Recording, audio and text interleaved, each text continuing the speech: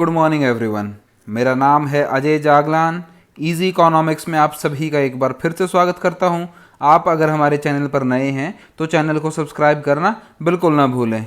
आइए बच्चे स्टार्ट करते हैं हम लोग अपना आज का नया टॉपिक का नाम है हमारे casualisation and informalisation of workforce. कि जितनी हमारी वर्कफोर्स है उसको हमें कैजुअलाइजेशन और इनफॉर्मलाइजेशन के अकॉर्डिंग समझना है। तो सबसे पहले हम लोग करते हैं कैजुअलाइजेशन क्या होता है। देखो बच्चों, ये एक इंटरेस्टिंग फीचर है हमारी वर्कफोर्स का जो इंक्लूड करता है क्या, large percentage of casual worker. कि जो हमारे कैजुअल वर्कर है ना, उनकी जो लार्ज परसेंटेज है उनको इंक्लूड करता है। ठीक है, आप सभी जानते हैं कि कैजुअल वर्कर कौन होते हैं, और जो ये नंबर है ना, जो परसेंटेज है कैजुअल वर्कर्स की, ये लगातार इंक्रीज होती रहती है। हमारे पास कुछ डेटा है, स्टैट्स हैं, उनको हम लोग देख लेते हैं।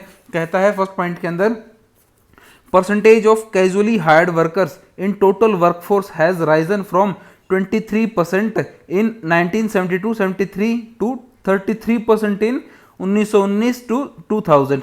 के 1972-73 के अंदर जो कैजुअल वर्कर की परसेंटेज थी ना बच्चे, कैजुअल वर्कर्स आप सभी को पता है कैजुअल वर्कर कौन होते हैं, जो कभी कभार काम करते हैं, कैजुअली काम करते हैं। ठीक है, उनकी परसेंटेज 23% थी, 23% थे वो टोटल वर्कफोर्स का। 2000 तक, सन 2000 तक वो परसेंटेज 23 से इंक्रीज करके 33 तक पहुंच चुकी है, और जो 2009-10 में 39.3 तक पहुंच चुकी थी। फिर बाद में 2013-14 में उसके अंदर हल्का सा डिक्रीमेंट आया, वो 2013 में कितनी होगी बच्चे, 30.9 हो चुकी है। और प्रेजेंटली अगर बात करें 2015-16 के अकॉर्डिंग, तो वो 30% से इंक्रीज होके 33% हो चुकी है। ठीक है, आगे कहता है परसेंटेज ऑफ सेल्फ एम्प्लॉयड। ठीक है, यहाँ पर हम लोगों ने बच्चे जो कैजुअली हायर्ड वर्कर थे ना, उनकी बात की थी।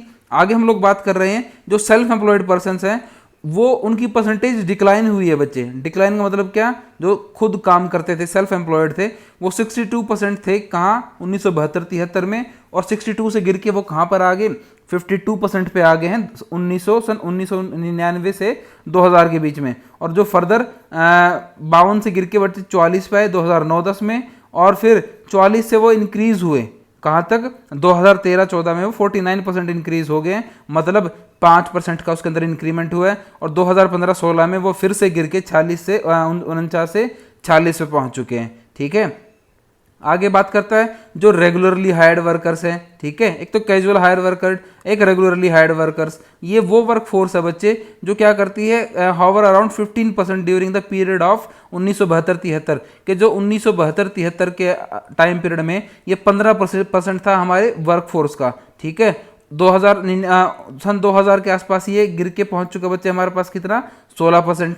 और 2009-10 के अब बाद जो 2015-16 आया, तो 2015-16 तक ये हमारा रह गया मात्र 17%। मतलब इसके अंदर क्या हुआ बच्चे, यहाँ पर इंक्रीमेंट हुआ है, 15% से इंक्रीज करके ये 17% पर पहुंच चुका है। मतलब लोगों के पास अब रेगुलर वर्क हैं। ठीक है, और फोर्थ पॉइंट में कहता है 3.7% of employed persons were reported to be hired as contract workers in 2015-16 के 2015-16 में 3.7% हमारी वर्कफोर्स का ऐसा नंबर है जो जिनको कहा गया है बच्चे वो एक एम्प्लॉयड पर्सन है, कॉन्ट्रैक्ट वर्कर्स हैं। ठीक है, जो कॉन्ट्रैक्ट पे काम करते हैं। ठीक है, आगे का डेफिनेशन है कि casualisation of workforce refers to situation, ये एक वो सिचुएशन है when the percentage of casually hired workers, कि जो कैजुअली हायर्ड वर्कर्स की परसेंटेज है in the total workforce tends to rise over time.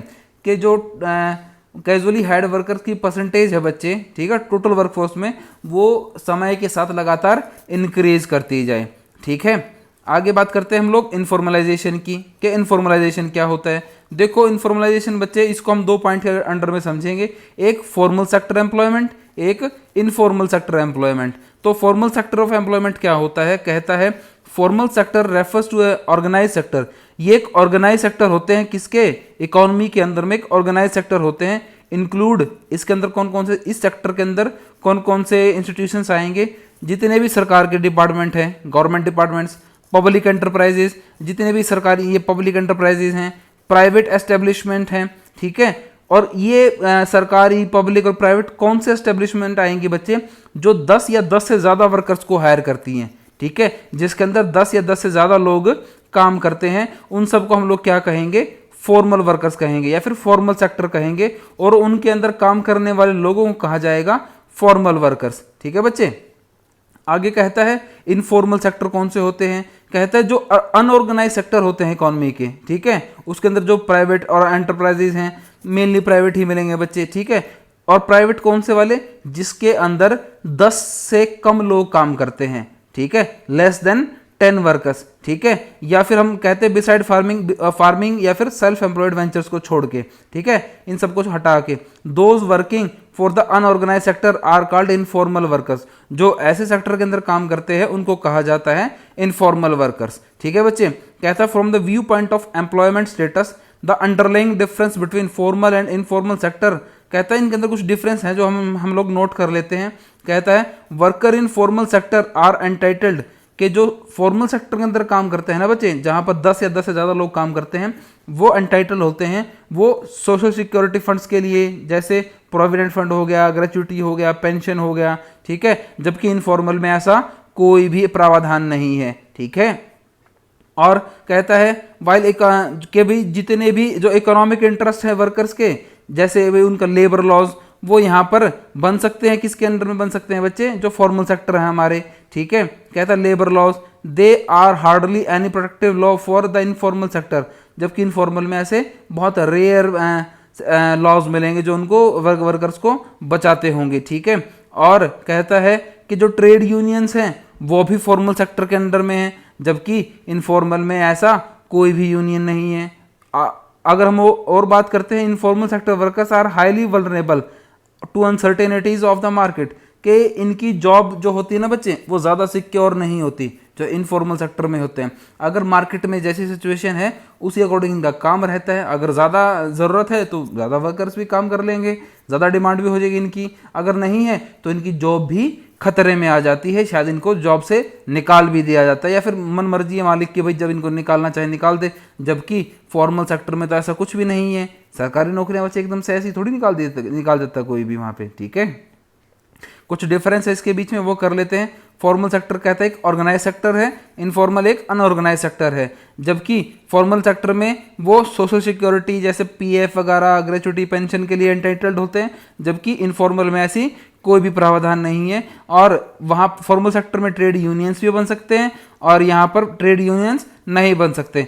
और फॉर्मल सेक्टर में लेबर को बचाने के लिए जो वर्कर्स हैं उनके लिए लेबर लॉज भी होते हैं, जबकि इनफॉर्मल में ऐसे कोई लेबर लॉज नहीं होते जहां पर वर्कर्स की सेफ्टी ज़्यादा हो, सेफ्टी को ध्यान में रखा जाए। ठीक है बच्चे, आज के वीडियो में सिर्फ इतना ही। आशा करता हूँ आपको पूरा लेक्चर क्लियर हुआ होगा, और चैप्टर अभी और भी रहता है बच्चे। ठीक है, और अगर आप हमारे चैनल पर नए हैं तो चैनल को सब्सक्राइब करना बिल्कुल ना भूलें, और वीडियो पर लाइक का बटन ज़रूर प्रेस करें। ठीक है, और वीडियो को शेयर और कमेंट ज़रूर करें। फिर भी आपको कोई क्वेश्चन रहता है तो कमेंट बॉक्स में अपना क्वेश्चन ज़रूर लिखें। Thanks for listening, have a great day.